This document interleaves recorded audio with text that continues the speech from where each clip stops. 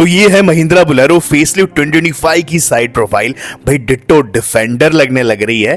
इतना ही नहीं, अगर इस गाड़ी के पास जाके दिखाऊं मैं एक बार आप लोगों को, इसके फ्रंट में आप लोग चेकआउट करो भाई, हेडलैम्प्स ओए होए होए क्या जबरदस्त अमेजिंग है।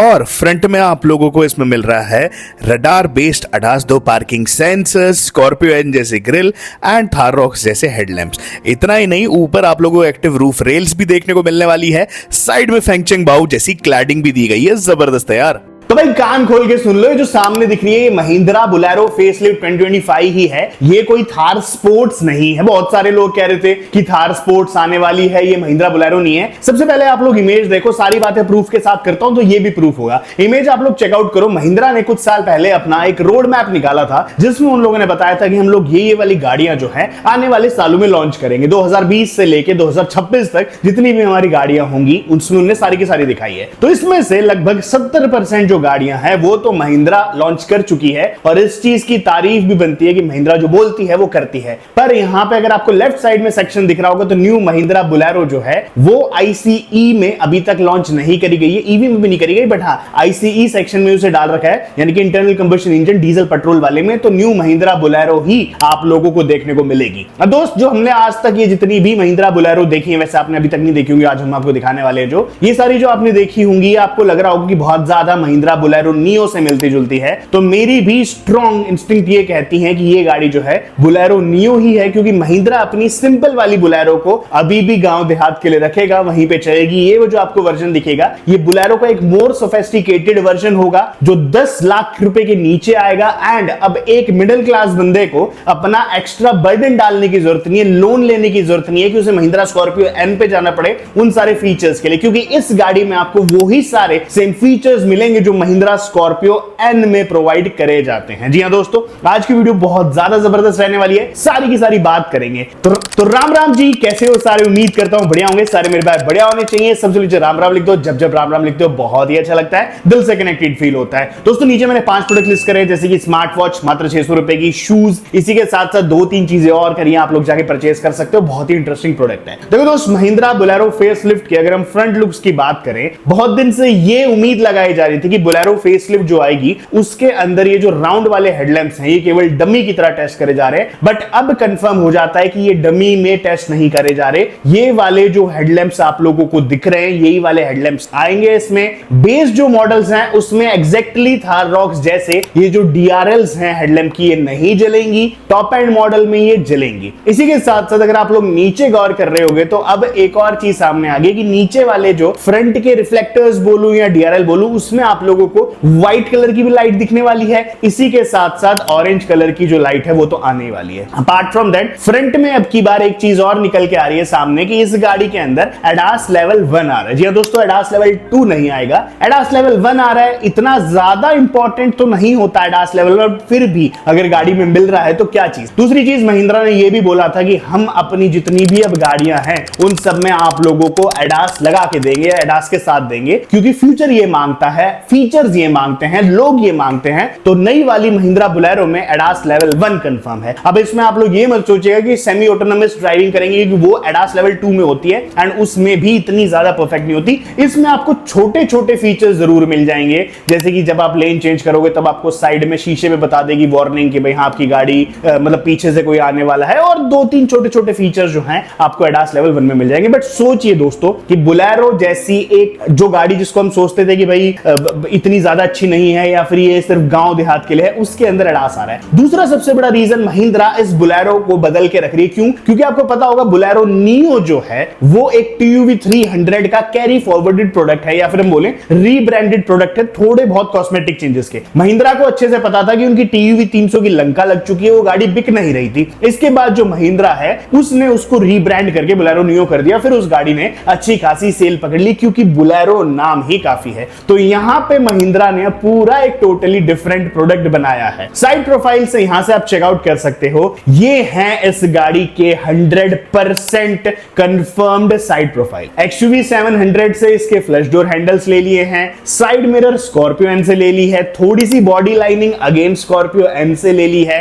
एंड जो आपका स्क्वाटर पैनल है उस पे आप लोगों को शीशा मिल जाएगा। कुल मिला के अगर पूरी गाड़ी आप लोग चेक कर रहे होगे तो आप लोगों को जो है इसमें जी वैगन टाइप लुक्स जो है वो देखने को मिलेंगे, जो अगेन इस गाड़ी को भली भांति बहुत ही प्रिय बना रहे हैं दोस्तों। यार मैं ना काफी ज्यादा इंस्पायर्ड हो गया उस गाड़ी से, क्योंकि इसका प्राइस टैग जो है वो 10 लाख रुपए नीचे रखा जाएगा। मेन चीज ये है 10 लाख से ऊपर नहीं जाएगी। और ये गाड़ी इंडिया में अभी तक सब 4 कॉम्पैक्ट के नाम पे क्या दी जा रही थी, ब्रेजा, वेन्यू एंड फिर अपनी सोनेट, काइलैक, ये सारी गाड़ियां दी जा रही थी। और असल मायने में बताऊं, ये जो गाड़ियां हैं ये केवल एक हैचबैक को फुला के बड़ा वर्जन बना दिया गया था। बट बुलेरो को मैं बोलूं तो एग्जैक्टली ये सब 4 कॉम्पैक्ट यानी कि 4000 मीटर के अंडर आएगी। ये 4 मीटर के अंडर आएगी, 4000 मिलीमीटर लेंथ के अंडर आएगी, तो ये बन जाती है सब 4 कॉम्पैक्ट एसयूवी एक्चुअल में। अच्छा हाँ, यहां पे ना भी बहुत डाउट्स ये है कि इस गाड़ी के अंदर 7 सीटर आएगा या 5 सीटर आएगा। मैं 99% ये बोलता हूं कि इस गाड़ी में आपको 5 सीटर देखने को मिलेगा।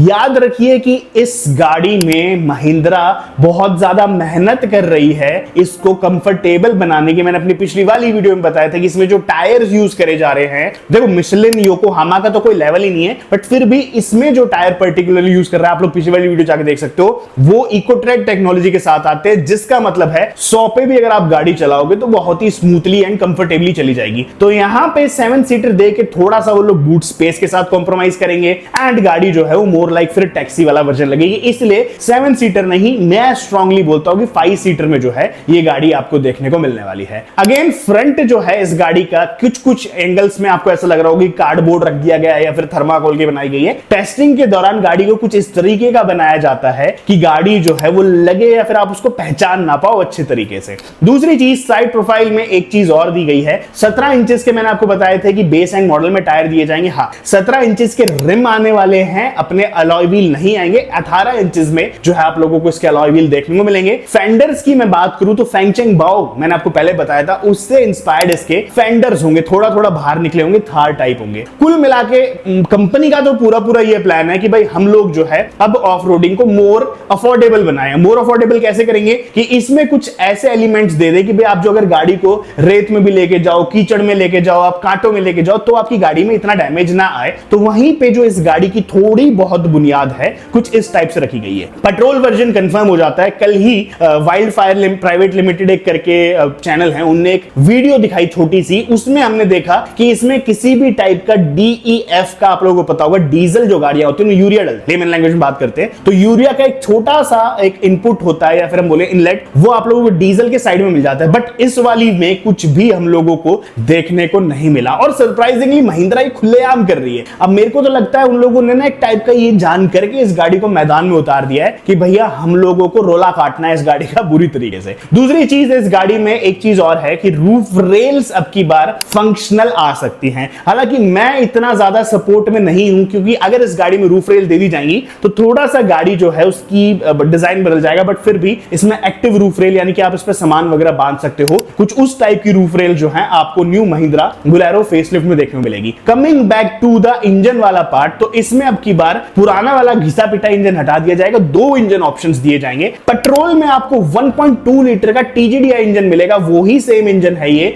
जो XUV 3XO में 130 bhp की पावर प्रोड्यूस करता है। And this is a perfect game changer engine. मैं महिंद्रा की उसमें सलामी देता हूं कि भाई उन लोगों ने बढ़िया करा, बेहतरीन करा कि एक टर्बो इंजन लिया है। डीजल यूनिट भी टर्बो ही आएगी, टर्बो ही होती है। 1.5 litre diesel engine unit same वही दी जा रही है जो आप लोगों को महिंद्रा थार RWD में देखने को मिलती है। तो कुल मिला के 2 इंजन ऑप्शंस दिए गए हैं, दोनों बढ़िया हैं। हाँ, मैंने पिछली वाली में बताया था कि हो सकता है plug in hybrid electric vehicle हो, PHEV हो। मैं उसके बारे में भी कोई बात नहीं कर रहा, क्योंकि अभी तक हमने जितनी भी 2 यूनिट्स देखी हैं, एक में मैंने DEF कैब देखी तो डीजल वाली थी, एक में मैंने पेट्रोल कैब देखी, मतलब जिसके साथ पेट्रोल देखा सर, वो हमारी पेट्रोल वाली है। तो यहाँ पे PHEV टेक्नोलॉजी जो होती है वो इनबिल्ट ही होती है। दूसरी चीज, प्लग इन हाइब्रिड क्या होती है कि यार आप इसको चार्ज कर सकते हो, तो अभी तक इस गाड़ी में कहीं पे भी वो वाला कटआउट नहीं दिखा कि आप इसको चार्ज कर। अपार्ट फ्रॉम दैट, फ्रंट जो है स्कॉर्पियो एन एंड थार रॉक से बोरो कर लिया है। एडास का छोटा सा सेंसर भी हम लोग नीचे देख लिया, तो फ्रंट में 2 पार्किंग सेंसर्स हैं। साइड जो है आप लोगों को फैंगचेंग बाओ से इसकी काफी ज्यादा इंस्पायर्ड मिल जाएगी।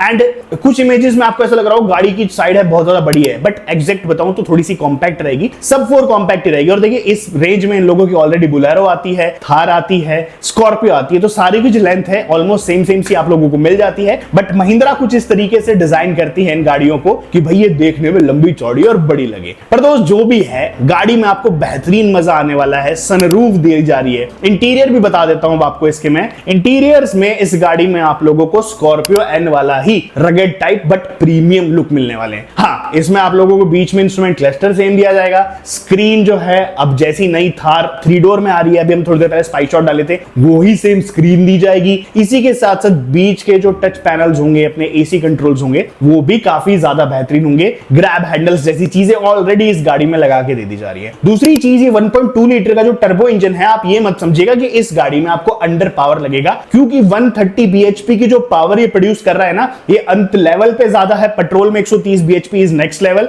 दूसरी चीज मैं आपको ये बताना चाहता हूं, जो इनका डीजल इंजन है वो लगभग 115 bhp के आसपास पावर प्रोड्यूस करेगा, तो उससे ज्यादा इंजन की आप लोग क्यूबिक कैपेसिटी में मत जाइए, उसको किस तरीके से बनाया गया है, डिजाइन करा गया है, ये चीज आप लोगों को समझनी चाहिए। एनीवेज, ये थी हमारी आज एक प्यारी सी और एक छोटी सी वीडियो, जिसमें मेरे को आपको इस गाड़ी के बारे में बहुत सारी चीजें बतानी। एंड मैं उम्मीद करता हूं कि मैं आप लोगों की उम्मीदों पे खरा उतर पाया हूं, कि जैसे हम लोग इस गाड़ी के बारे में डिटेल्स बताते रहते हैं, वो सारी की सारी डिटेल्स हमने आपको बताई। कैसी लगी दोस्तों वीडियो, मुझे लिख के बताएगा। मिलेंगे आपसे जल्द एक और ऐसी वीडियो में, तब तक के लिए बाय बाय और धन्यवाद।